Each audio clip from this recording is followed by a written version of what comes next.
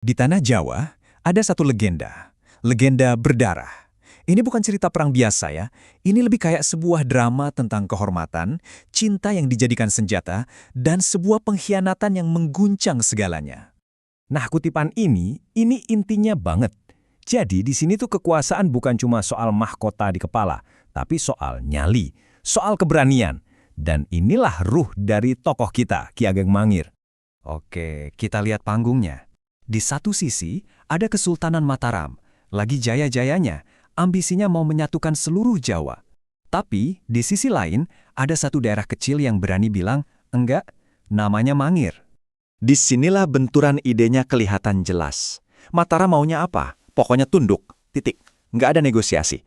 Tunduk atau hancur. Tapi, buat Ki Ageng Mangir, kehormatan itu nomor satu. Dia mau tunduk, tapi harus dengan keadilan, bukan karena ditodong pedang. Nah, ini percikan apinya. Terus, siapa sih Ki Ageng Mangir ini? Dia tuh bukan bangsawan yang hidup enak di istana, bukan. Dia pemimpin yang tumbuh bareng rakyatnya. Kekuatannya itu bukan warisan, tapi kepercayaan dari orang-orang yang dia pimpin. Oke, sekarang kita pindah ke sisi seberang. Pasukan udah dikerahkan, tapi Mangir nggak bisa ditaklukkan. Panembahan Senopati, rajanya Mataram, sadar cara mainnya harus diubah total. Ini momen krusialnya. Sang raja sadar, pakai kekerasan, pakai pedang, nggak bakal bisa naklukin semangatnya Mangir. Dia butuh senjata lain, senjata yang lebih licik, lebih personal. Jadi pedang disimpan, dan rencana gelap pun mulai disusun. Dan inilah dia, blueprint pengkhianatan yang super dingin. Raja tahu kelemahan kesatria sejati itu bukan pedangnya, tapi hatinya. Jadi, dia siapin umpan yang paling mustahil ditolak. Siapa umpannya? Putrinya sendiri. Nah, di sini medan perangnya pindah. Bukan lagi di lapangan terbuka, tapi di dalam hati. Senjata Mataram bukan lagi tombak atau panah, tapi seorang putri. Tugasnya menaklukkan musuh terbesar ayahnya lewat cinta.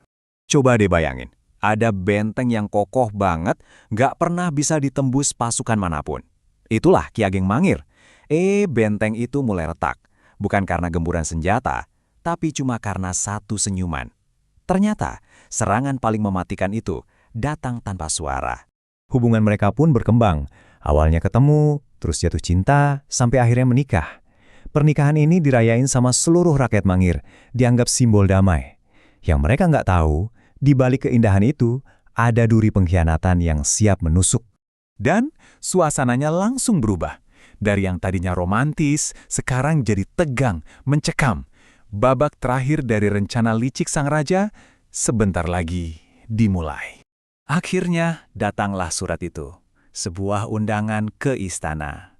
Buat Mangir, ini kayaknya kabar baik kan? Mungkin ini cara buat rekonsiliasi sama mertuanya.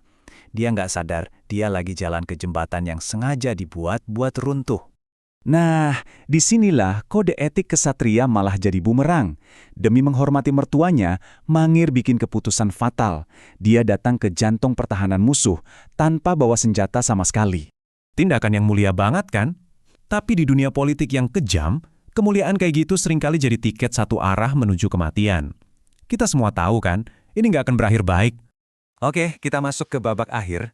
Tapi ini bukan soal akhir dari seorang pemberontak ya.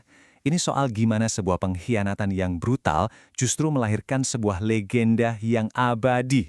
Kutipan ini benar-benar ngegambarin apa yang terjadi di ruang singgasana itu. Semua niat baik, kehormatan, cinta yang dibawa Mangir, lumer semua di hadapan dinginnya kekuasaan. Di sana kesetiaan itu nggak ada harganya.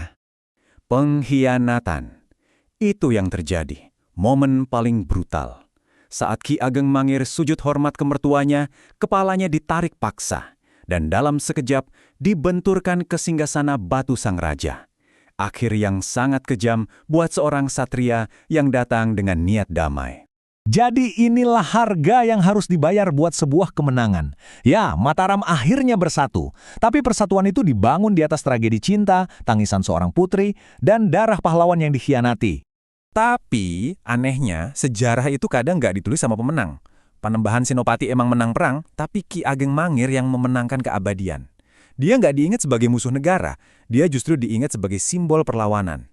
Simbol bahwa kehormatan itu jauh lebih berharga daripada nyawa. Dan cerita ini ninggalin kita sama satu pertanyaan besar. Siapa sih pahlawan yang sebenarnya? Raja yang berhasil menyatukan kerajaannya lewat cara licik atau pemberontak yang rela mati demi prinsipnya? Mungkin sejarah ditulis oleh para pemenang, tapi legenda itu seringkali lahir dari mereka yang gugur.